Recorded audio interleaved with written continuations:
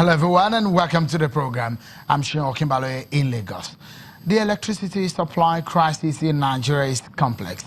It stems from a variety of issues and has been ongoing for decades. Sometimes it makes you think it's a problem that cannot be solved. From government to government, reforms to reforms, and trillions of naira that's been spent. But what do we get? So let's put this in perspective now.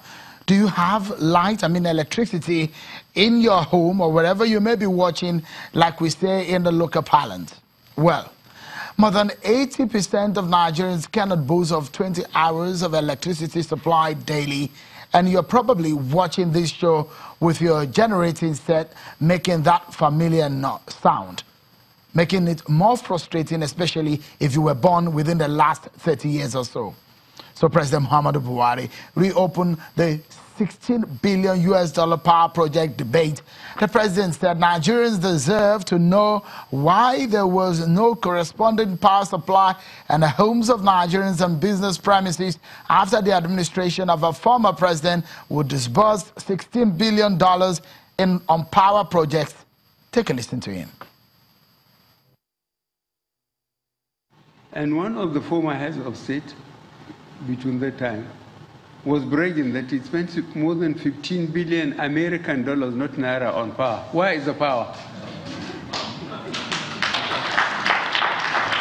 Where is the power? And now we have to pay the debt.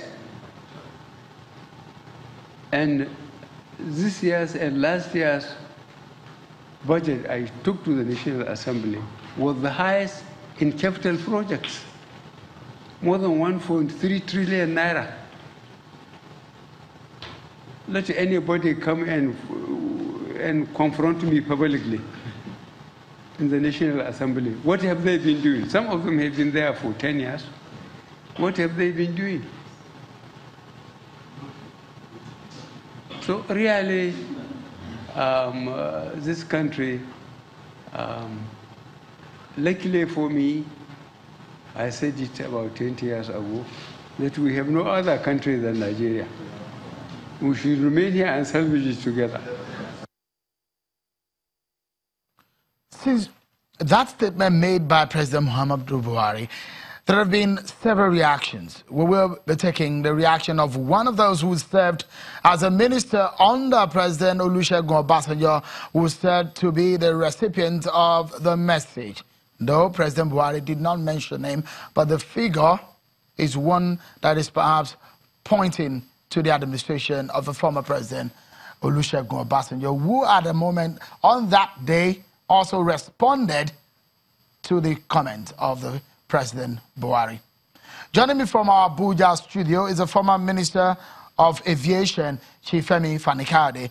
Thank you so much, and I must say congratulations on the blessing of 3 children that you recently got.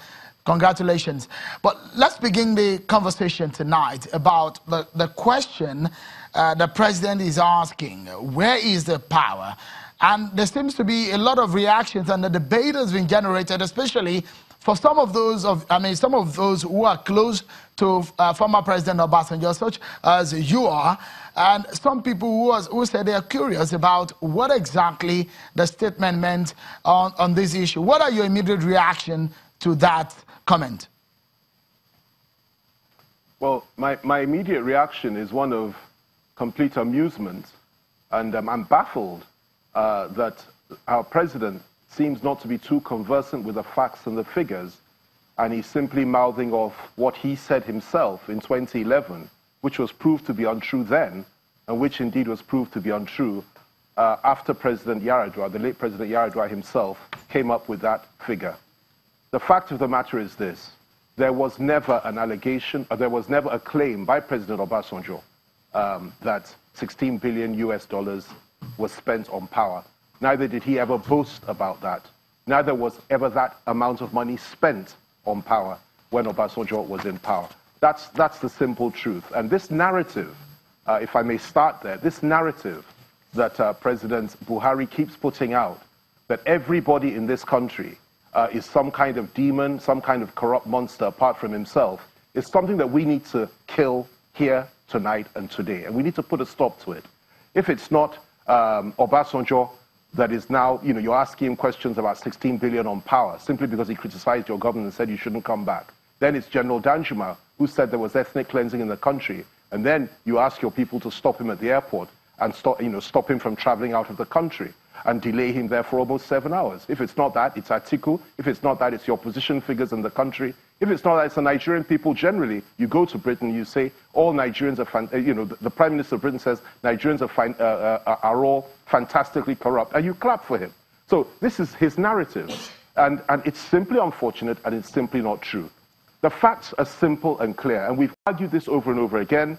Various committees have probed it, the FCC have probed it, and the facts are simple and clear. And if I may, I can go through those facts here and now.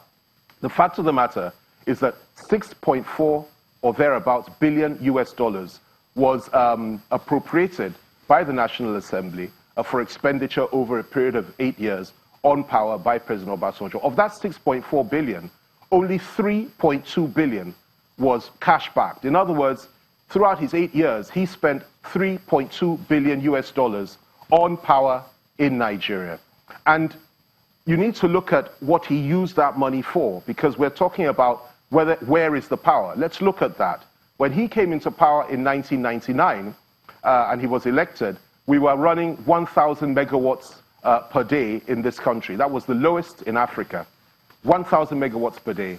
By the time he left office, 8 years later, in 2007, he was hitting 4.5 megawatts per day, which was an increase, quadruple, 400% increase in what he met there. And that was pretty good. In fact, it was very, very good.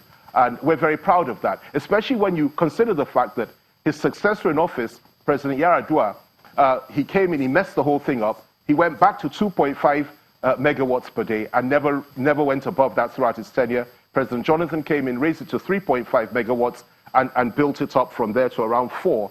And since that time, we've been fluctuating between 4.5, and now it's gone down again. So Obasanjo, 11 years ago, managed to achieve an optimum in power transmission, which up till today has really not been matched. So when you ask where is the power, you should also ask where is Obasanjo and why is it that he's not the one running the country to ensure that we have the kind of power that we had as far back as 2007. All right. Now, in terms of specifics, if I may, what was that money used for?